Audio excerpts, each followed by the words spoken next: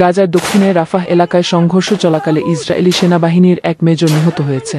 রোববার ৭ জুলাই ফিলিস্তিনের স্বাধীনতাকামী সংগঠন হামাসের একটি সামরিক স্থাপনায় অভিযান চলাকালে তিনি নিহত হয়েছে।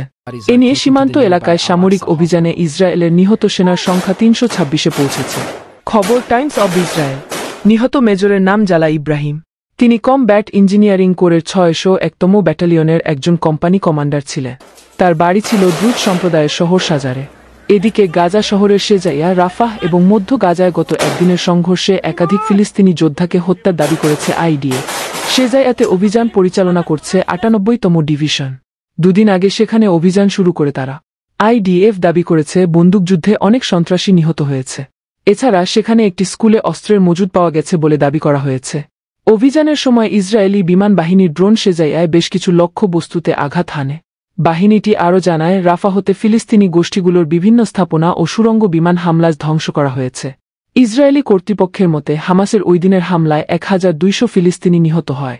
এ সময় আরও প্রায় ২৫০ জনকে জিম্মি করে গাজায় নিয়ে যায় সশস্ত্র যোদ্ধারা।